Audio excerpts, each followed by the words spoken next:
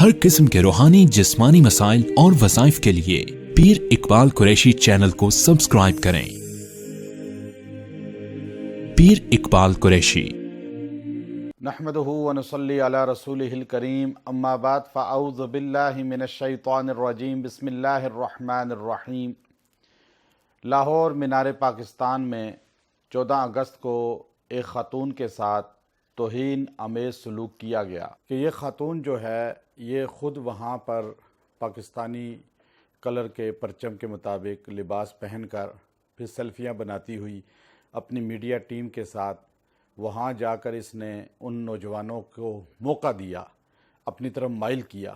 یہ بھی بہت بڑا گناہ ہے کہ خواتین اگر باحجاب رہیں اور قرآن و سنت کی پابندی کریں تو اس طرح کے واقعات بھی رونما نہیں ہوں گے۔ جہاں وہ لوگ مورد الزام ہیں اور ان کو سزا دینی چاہیے، وہیں اس کی بھی تحقیق ہو کہ یہ خاتون کی کیوں ایسا لباس پہن کر پھر ان نوجوانوں کے بیچ میں داخل ہوئی اور ان کو راغب کیا اور سیلفیوں بنانے کے لیے ان کو راغب کیا، اور پھر اس کے بعد ان نوجوانوں نے اس کے ساتھ ایسا سلوک کیا اور پھر وہاں جمع غفیر اکٹھا ہو گیا، اور وہ سارے کے سارے جو تھے من چلے اور دین سے بیزار اور آوارہ قسم کے نوجوان تھے۔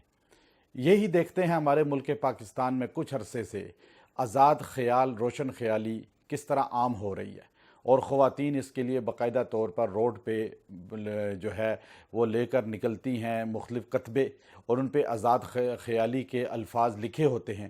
ابھی چند دن پہلے ایک نوجوان خاتون بھی یہی کتبہ لے کے جو کھڑی ہوتی تھی اور جو آزاد خیالی کی دعوت دیتی تھی، وہ اپنے بوائے فرینڈ کے ہاتھوں قتل ہوئی۔ اسلام نے عورت کو عزت دی ہے چار دیواری کی اور چادر کی۔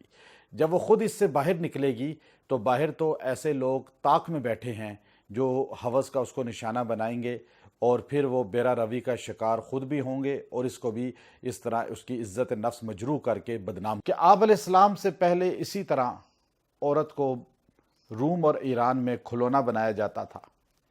آپ صلی اللہ علیہ وسلم جب تشریف لائے تو آپ نے اس جہالیت کو ختم کرتے ہوئے اسلام اور قرآن و سنت کا علم بلند کیا۔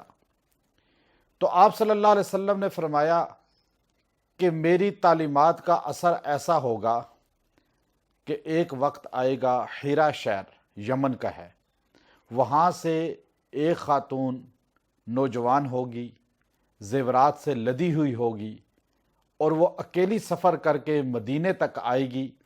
رستے میں اسے کسی کا خوف نہیں ہوگا، کوئی اس کو نقصان پہنچانے والا نہیں ہوگا۔ ایسا امن اسلام دے دے گا، اور اسلام نے ایسا امن دیا۔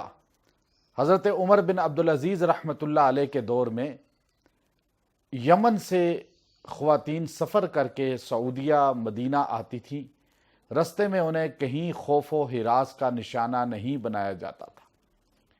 اسلام تو عزت دیتا ہے۔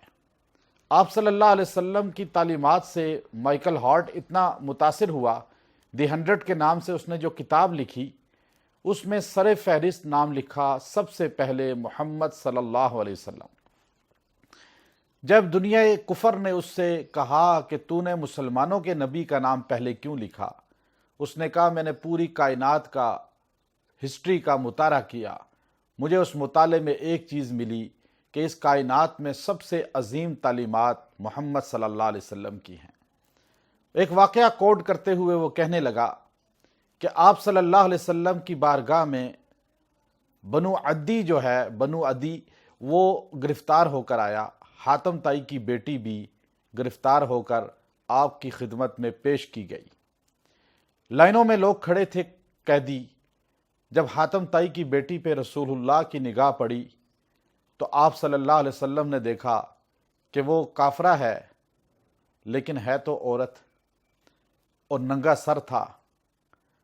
تو آپ نے اپنی کملی، وہ چادر جس کو قرآن نے یا ایہا المزمل کہا، وہ اپنی چادر حضرت بلال کو پکڑائی اور فرمایا بلال یہ بنت حاتم طائی کے سر پہ دے دو۔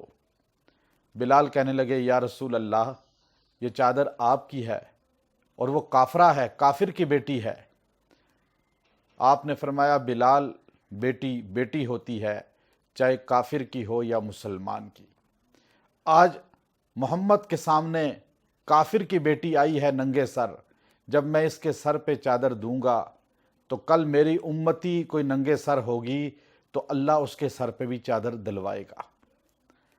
وہ حاتم طائی کی بیٹی کے سر پہ جب رسول اللہ کی چادر گئی تو چادر رسول اللہ کی ہوتی اور وہ کافرہ رہتی، وہ فوراً قدموں میں بیٹھ گئی، یا رسول اللہ میں کلمہ پڑھتی ہوں، جو نبی اتنا عظیم اخلاق کا پیکر ہوگا وہ اللہ کا ہی نبی ہو سکتا ہے، وہ جھوٹا نہیں ہو سکتا۔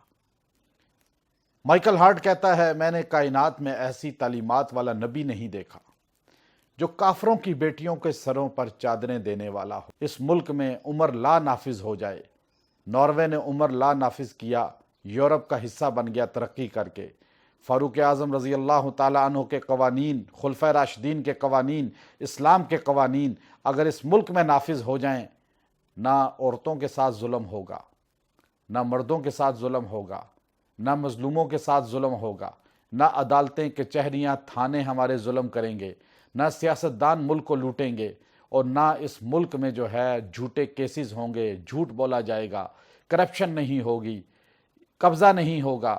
اس ملک کو اگر بچانا ہے، اسلام کی تعلیمات کو اپنانا پڑے گا اور ملک پاکستان میں خلفائے راشدین کے قوانین کو نافذ کرنا پڑے گا، اور ایسے لوگوں کو جو اس طرح کے نازیبا حرکات کرتے ہیں، جو اس طرح جو ہے قانون اللہ کے اور پاکستان کے قانون کو ہاتھ میں لیتے ہیں اور اس کی خلاف ورزی کرتے ہیں، ان کو سرعام سزا دے کر آپ ثابت کریں کہ ہم محبان الہی ہیں اور محبان وطن ہیں۔ اللہ ان لوگوں کو کیفر کردار تک پہنچائے۔